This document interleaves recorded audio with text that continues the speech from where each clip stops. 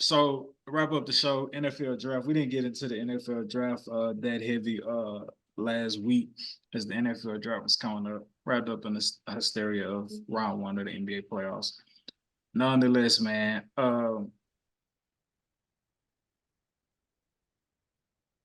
we are doing great. Nick Casario, I said I wanted you gone because of all of the Deshaun Watson you know debacle and how all of that transpired. You're also responsible for hiring Bill O'Brien. Um, and I felt like as a Houston Texans fan, we were not going to start to prosper until you were out of the office. Um, However, sir, been doing a very, very, very good job of righting your wrongs over the past few years, and that I can respect and appreciate. Um, CJ Stroud, obviously, uh, Anderson, obviously, uh, and now we have Jawar Jordan, um, his airness, if you will.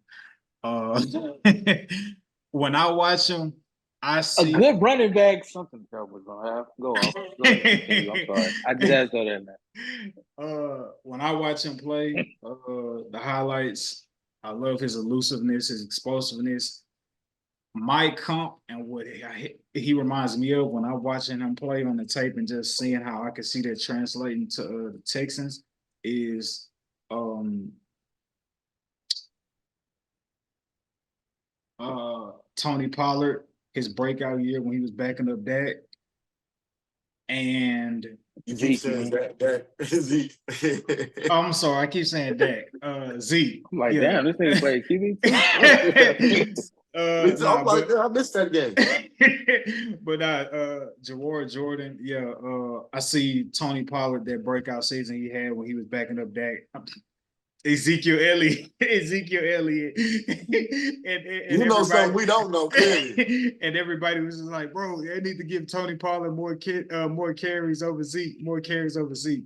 So I see him like in that light one, and I also see him in the open field being thrown to. I see a Devon Achane. You talk about that 4-3 component from the Miami Dolphins. So that's what he reminds me of. Just like initially, like laying eyes on him and seeing how he plays for Louisville, and just seeing and picturing and envisioning how that's going to translate to the offense and C.J. Stroud and all the other offensive weapons we have. I want to make a comment about two teams, but it does revolve around Louisville's backfield as of the 23-24 season. So the Texans did draft Jawar Jordan, running back out of Louisville, change of pace back, very electric, very elusive. People say like, oh, well, how elusive was he? Though I mean, he ran 4.5 at the combine off of an injury. So when he got to the combine, he was hampered by a hamstring injury. And as we all know, hamstring could definitely diminish you significantly.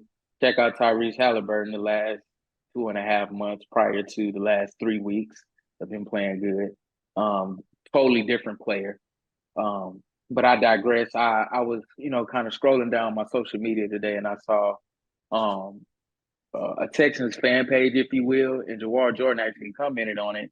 It may have been a beat writer for the Texans who was making a post, and it was saying, "Oh, how fast is he?" He ran 4.5, and he comments and he says, "Dude, I've ran 4.3 plenty of times this year, man. I just came into the combine injured.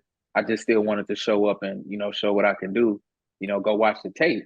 And that's essentially kind of what D'Amico Ryan's was saying in his interview with Nick Casario a few days ago. And, they were, immediately asked only about 3 minutes into the interview, and the reporter asked about Jawar Jordan specifically, and they said, he's an explosive back, go check on it, turn on the tape. And we're quite literally looking for him to bring that to us here.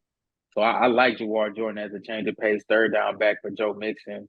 Or if they want to go 1-2 punch, we still have Damian Pierce on the roster. We'll see how that shakes out or who gets, the secondary running back role. But You know, man, the second side of that is they had another running back whose name is Isaac. Shout out to that dude. Forget his last name, Isaac Guenindo.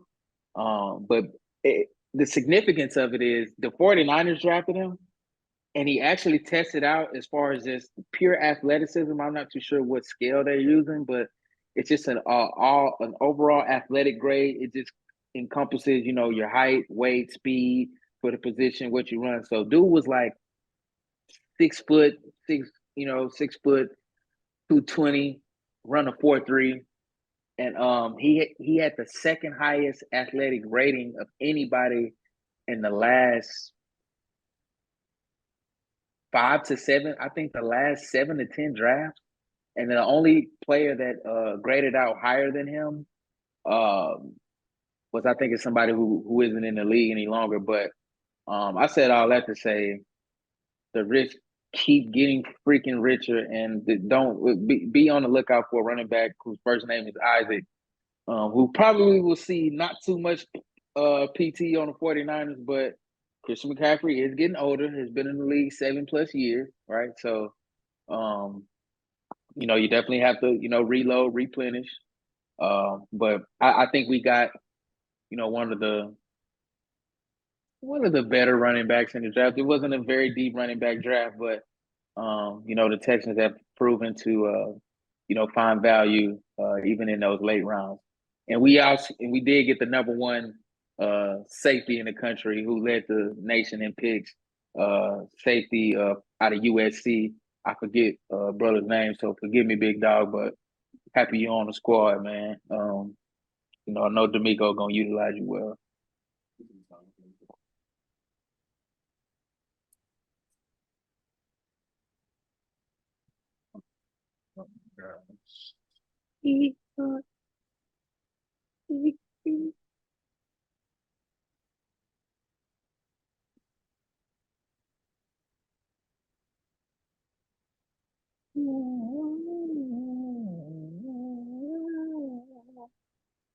Oh, Kalen Beautiful Bullock. people. Kalen Bullock. Okay.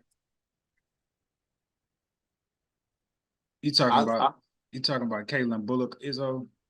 Yes, safety out of USC. Yeah, Kalen Bullock. Real quick to close.